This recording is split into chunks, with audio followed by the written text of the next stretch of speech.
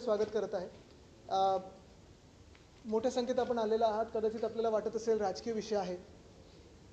अर्थात ह्या आठवड्यात अनेक घडामोडी झाल्यात ज्या चर्चा करण्यासारख्या आहेत। कदाचित जो मी विषय घेत आहे तो तुमच्या हेडलाईन्सवर आला असेल नसेल मला माहिती नाही।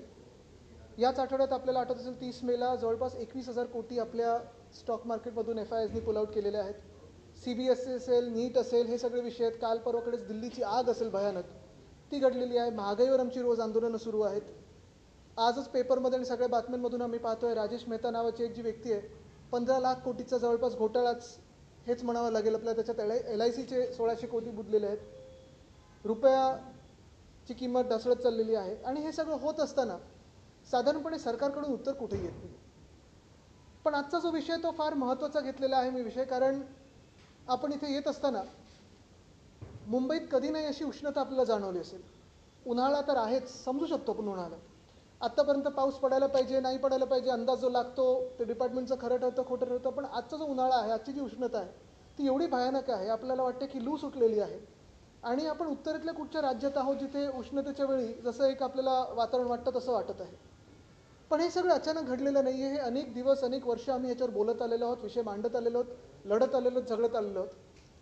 काल परवाकडेच आपण पाहिलं असेल, आम्ही मुंबईतली जी कांदळवनं आहेत 45,000 कापली जातात त्याच्या विरोधात आंदोलन तर केलंच, पण गोराईमध्ये आम्ही जे मॅनग्रोव्ह पार्क केलं त्याचं उद्घाटन करा ह्याच्या मागे लागलं आणि त्याच्यासाठी पण आंदोलन केलं।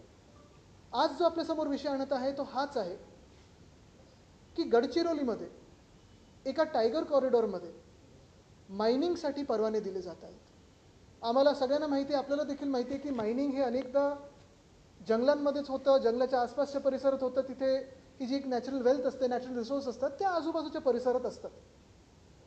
पण हे जे चाललेलं आहे, हा प्रकार जो चाललेला आहे तो एवढा भयानक चाललेला आहे आणि राज्य सरकार आणि केंद्र सरकारमध्ये कसा ताळमेळ नाही आहे, कशी सांगड घातली जात नाही आहे, कशी एकमेकांच्या परवानग्यांसाठी पण थांबत नाही आहेत, एखाद्या उद्योगपत्यांना देण्यासाठी कशी ही रेस लागलेली आहे, ह्याची क्रोनॉलॉजी आपण समजून घेणं गरजेचं आहे।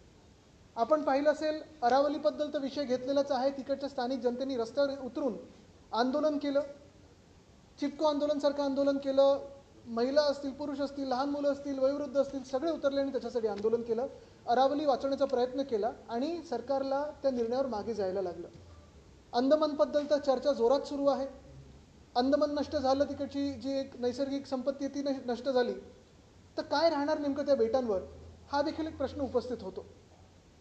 मागच्याच महिन्यामध्ये नाही तर त्याच्या थोड्या आधी म्हणजे मे आणि एप्रिलच्या महिन्यामध्ये चंद्रपूर इथे लोहार डोंगरी नावाची एक माईन उघडणार होते। तीही ताडोबा आणि अजून एका टायगर रिझर्वच्या बरोबर टायगर कॉरिडॉरमध्ये होती।